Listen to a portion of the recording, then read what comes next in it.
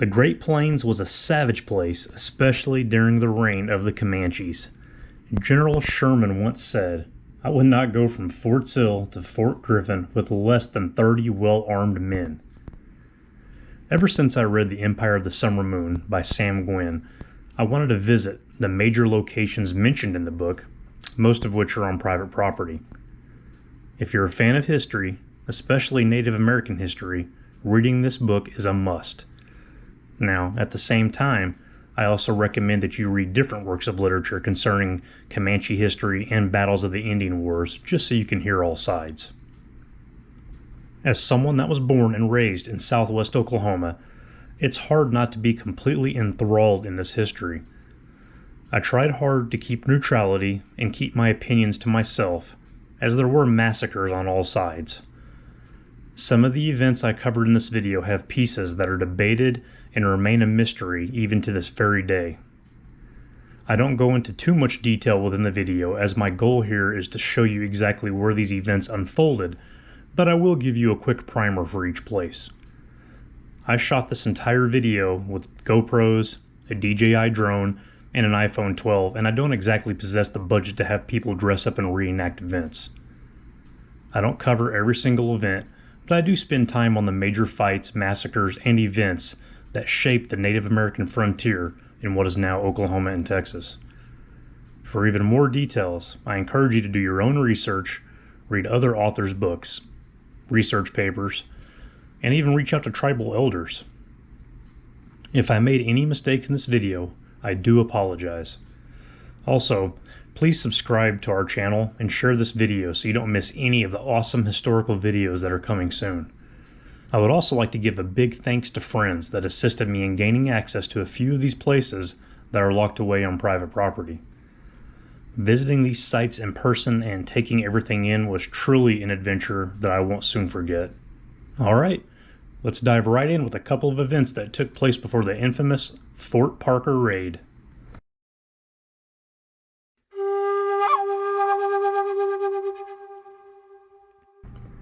This presidio was founded in April 1757 to try and convert the Lipan Apaches to Christianity and ultimately assist Spain in securing claim to the territory.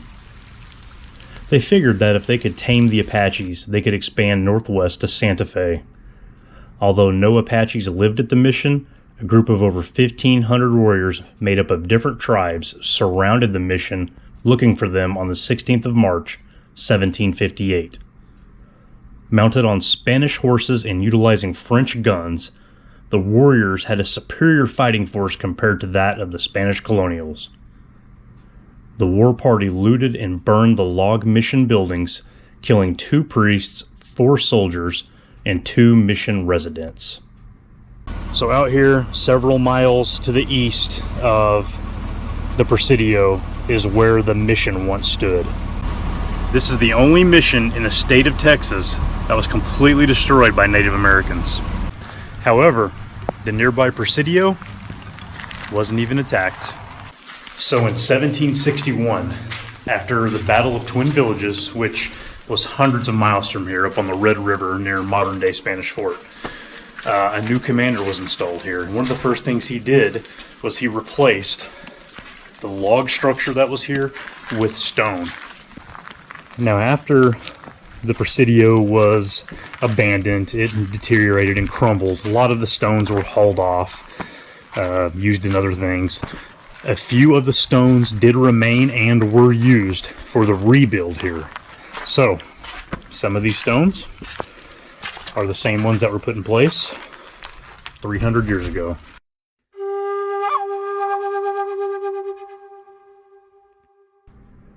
This battle was in direct response to the San Saba attack. In 1759, Spanish Colonel Diego Ortiz Parilla led a group of over 300 Spanish fighters with a few Indian allies into twin villages along the Red River. The twin villages existed on both sides of the Red River. Indian bands, which consisted of Tovaya, Wichita, and Iskani tribes, repeatedly took part in war party incursions into Spanish lands in North Texas, mainly seeking out the Apache Indians. Ortiz Parilla and his men were shocked to find a fortress-like village complete with a moat and tall wooden walls being protected by a force of 500 to 600 Indians. Under attack from consistent rapid fire, Ortiz Parilla's men were demoralized and dismayed. Attacks from the Spaniards drew laughs and taunts from the defenders. Eventually, Parilla's men retreated, strangely declaring the expedition a success, as they did manage to kill 100 or so Indians and the Tovaya chief. The Spaniards lost 19, but nearly all of their supplies. Years later, both sides would end up making peace. The Parkers relocated here from Illinois in August of 1833, despite the threat from the local Native American tribes. This is a mock-up of the original fort that stood here nearly 200 years ago. In 1836, several hundred Caddo, Comanche, and Kiowa members attacked the fort. Now, Benjamin Parker and several others were killed, but several others were able to escape, where they actually went and hid out in a creek bed nearby out of fear that the Comanches might return. Cynthia Ann, her younger brother, an infant, and 2 women were captured by the war party. Now, all of them were returned within roughly 6 years except for Cynthia Ann. On this raid was also Peter Nakona, who Cynthia married around 1840.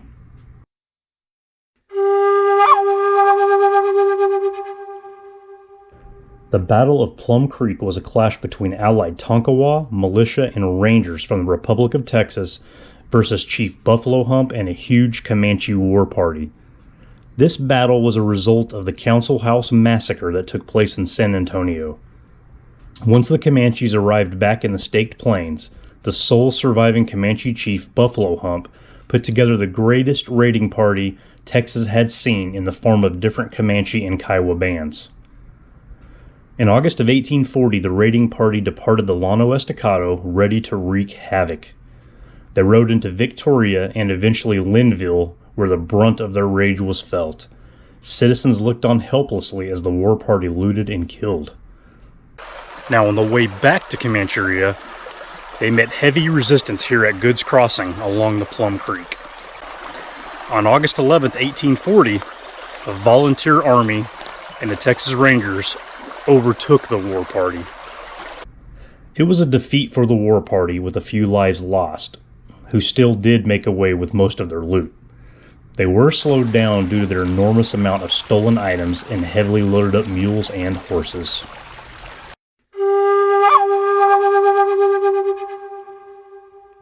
Cynthia Ann was spotted on several different occasions in the 1840s, including Cache Creek, various places along the Red River, and Elk Creek. This has always been a debatable event, but Quanah Parker is thought to have been born on Elk Creek south of the Wichita Mountains in 1845 or 1852. Now, Elk Creek is in western Oklahoma, but it flows into the North Fork of the Red River, which means the Elk Creek doesn't run south of the Wichita Mountains. Perhaps it is a different creek today? We may never know. As quoted by S.C. Gwynne in his book, when Quanah was born, the white man was still a world away.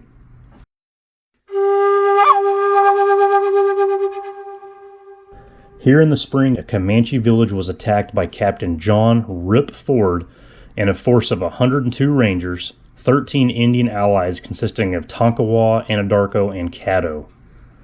This village was just northwest of the Antelope Hills along the Canadian River at the mouth of Little Robe Creek. Comanche Chief Iron Jacket was killed and the village was captured. The incursion violated federal law at the time because of the supposed sovereignty of Indian territory. This marked a significant escalation of the Indian Wars, as this was the first time American and Ranger forces had attacked Comancheria so far past the Wichita Mountains. Peter Nakona, hearing gunfire, was coming through the hills from the north after a buffalo hunt. With reinforcements arriving, women and children were allowed to escape. The Rangers did withdraw, mainly because a captive of theirs mentioned a much larger Comanche camp was nearby, and the threat of being overtaken was real. The Comanches lost more lives on this day, and they also realized they could be tracked and defeated on their own land.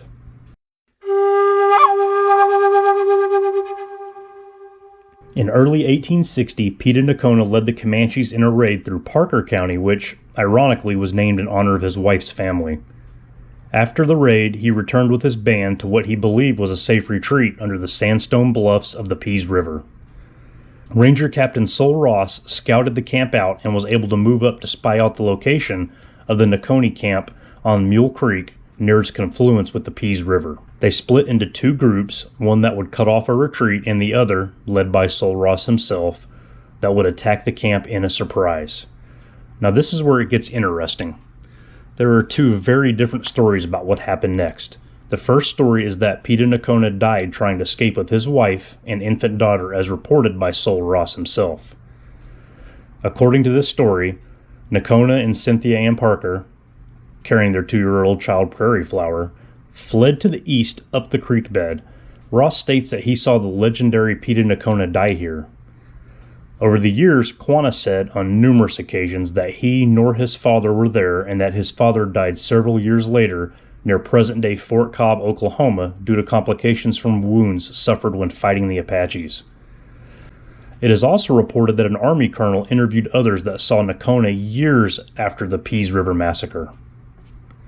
Sol Ross's story changed repeatedly over the years, but it wasn't challenged by anyone until 10 years after his death. Dr. Phil Carlson has done extensive research on the Pease River Massacre, and I agree with his findings.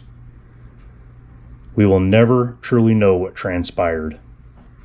So one fact that everybody agrees on is that Cynthia Ann Parker was recaptured here 24 years after she was kidnapped from Fort Parker.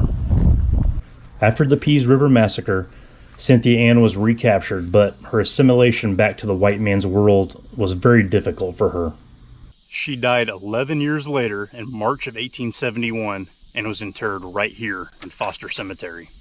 Sadly, she would never know of her son's rise to power within the tribe. The last time Quanah Parker saw his mom was at the Battle of Peace River, but in 1910 he came here to this spot and visited his mother's grave. She rested here until 1910 when Quanah Parker had her body moved to Post Oak Mission.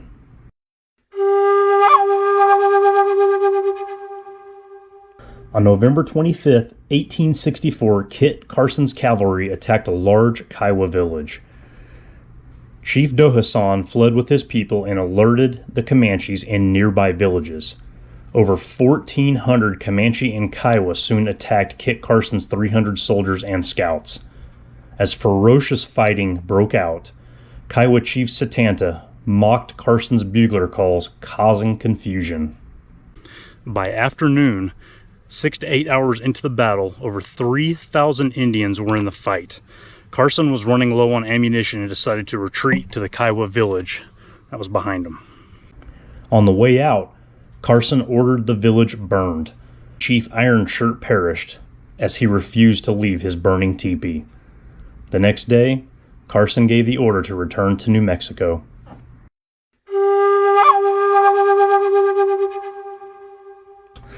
The Battle of Blanco Canyon was the decisive battle of Colonel Ranald S. McKenzie's initial campaign against the Comanches in West Texas, and it marked the very first time the Comanches had been attacked in the heart of their homeland. This was the first time a large military force ventured into the heart of Comancheria. A Comanche village was believed to be encamped in Blanco Canyon near the headwaters of the freshwater fork of the Brazos River near modern-day Crosbyton. So right here in this spot is the original site of Fort Anderson. Now this is where Colonel McKenzie set up camp. So Colonel McKenzie made the decision to leave his infantry behind to fortify the base. Afterwards, he set out for Blanco Canyon, which is past Soldier's Mound, which is right there. Blanco Canyon is that direction. He set out for Blanco Canyon with his cavalry in hopes to catch the Comanche by surprise and deal them a blow on their home turf. On October 9, 1871, the cavalry reached the White River in Blanco Canyon. a first since the rise of the Comanches as a power on the plains. At midnight, Quanah Parker personally led a small Comanche force stampeding through the cavalry camp, driving off around 70 horses and mules. The cavalry gave chase and reached a portion of the canyon top only to find a much larger party of Comanches waiting in ambush. The cavalry fought their way out, only suffering the loss of one cavalryman, which was the sole Army fatality of the entire campaign. Mackenzie continued to pursue the Comanches over the next few days, forcing them to leave behind lodge poles, buffalo hides, tools, and other possessions. On October 5th, 1871, the cavalry re-entered Blanco Canyon. Now, as they marched back in, Army scouts saw two Comanches spying on the troops from right up there on that mesa. You can see the Quanah Parker scenic arrow. The fight broke out again, and those two Comanches were killed, and Mackenzie was injured with another soldier. After 509 miles of marching, Colonel Mackenzie hadn't accomplished much. However, he had marched into the heart of Comancheria, mapped the area, and penetrated an area of the Llano Estacado that no Americans, except Comancheros, had ever seen.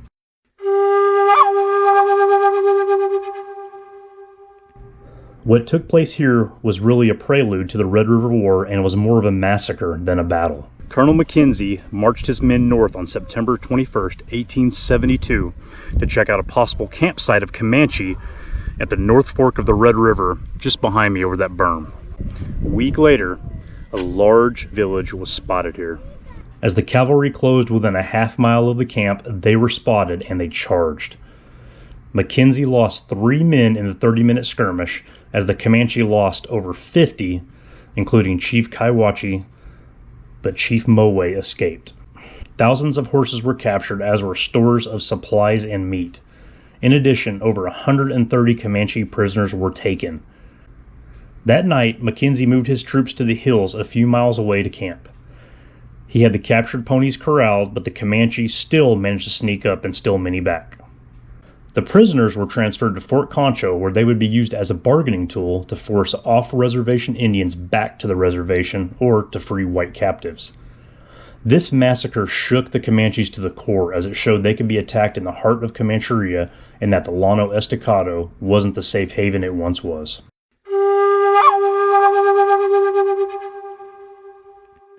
The Medicine Lodge Treaty of 1867 reserved the region between the Arkansas and Canadian rivers as Indian hunting grounds, but it didn't stop buffalo hunting parties from decimating the buffalo population in this same area. This enraged the Indians. Here at Adobe Walls, 28 men were present, including Bat Masterson and Billy Dixon. At dawn on June 27, 1874, a combined force of 700 Comanche, Cheyenne, and Kiowa warriors, led by Issatai and Quanah Parker, hit in force. The initial attack was repelled, but the fighting lasted several days. By day 3, a handful of warriors sat on their horses on that bluff a mile away, overlooking and surveying the area, contemplating their next moves on the siege. This is when Billy Dixon, Medal of Honor winner who's buried right here, made his famous shot, knocking a Comanche off of his horse and killing him from over a mile away. The warriors decamped and left, demoralized from watching one of their own be killed from such a distance. They did stay close, and Quanah was injured and experienced his closest brush with death. By day 6, over 100 men were in the garrison. It was estimated that roughly 30 were killed in total on both sides. Months later, the place was burnt to the ground.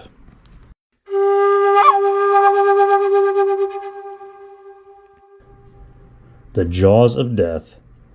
Native Americans came here centuries ago to hunt, rest, and rejuvenate their body, mind, and spirit. With fresh springs, abundant wildlife, abundance of trees, and complete solitude, it was the perfect place for Native Americans to call home. At dawn on September 28, 1874, they reached a wide and yawning chasm where they could see several hundred Indian lodges. Kiowas, Comanches, and Cheyennes were all camped here.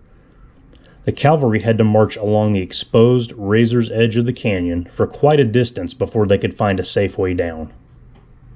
This spot right here is where Colonel McKenzie looked at Lieutenant Thompson and said, "Lieutenant, take your men down and open the fight." Mackenzie's cavalry dismounted their horses and carefully treaded down single file. The closest camp was Chief Lone Wolf's Kiowa camp, which was routed quickly. Chiefs Poor Buffalo and Lone Wolf managed to get away up the steep canyon walls, abandoning everything in the process. Once high up, the warriors rained fire on the troops from 800 to 1,000 feet above. With all the villages in that area, they evac'd up to those mesas that you see there. One of the cavalry nervously asked Colonel McKenzie, "How will we ever get out of here?" McKenzie replied back, "I brought you in, I will take you out." The attack continued as half of the command split up and began to retreat up the canyon the same way they came down, as the other half of the command destroyed the lodges and burned belongings. Over 1,400 horses were captured and marched into Antibust Canyon, which is right there behind me, until they were removed from the canyon later that day. A few managed to get away with the fleeing Indians, and a few were given to Tonkawa scouts. This battle marked the final engagement of the Red River War and one of the last battles of the Texas Indian Wars. The Comanche, Kiowa, and Cheyenne lost 3 lives, but they also lost their winter supplies and nearly all of their horses. The troops marched south away from Palo Duro Canyon in a parallelogram formation, enacting a living corral for the captured horses. Some hours later, in the early morning, Mackenzie's troops made it back to their supply camp in Toole Canyon. After breakfast that morning, Mackenzie ordered the remaining ponies killed, ultimately to prevent them from falling back into the hands of the Indians. Yep, so 2 miles north of here is where the actual kill site was. The dead horses made a massive pile of rotting flesh, and their bones bleached in the sun for years. They say at sometimes when it's quiet, you can still hear the phantom herd stampeding through Toole Canyon. In 1875, it was becoming clearer to Quanah that the white people were too numerous and too well armed to be defeated. Quanah Parker and his Quahadas camped here along Otter Creek on June 1st, 1875. And at noon on the next day, they surrendered here on Fort Sill at Signal Station on the horizon behind me there. Shortly thereafter, Colonel Randall McKenzie appointed him Chief of the Comanches. The 12-room, 2-story Star House was completed around 1890 by Texas cattlemen as a reward to Chief Quanah Parker for his cattle grazing negotiations. The house was built here in the shadows of the Wichita Mountains. Burke Burnett bore most of the $2,000 cost and led the effort.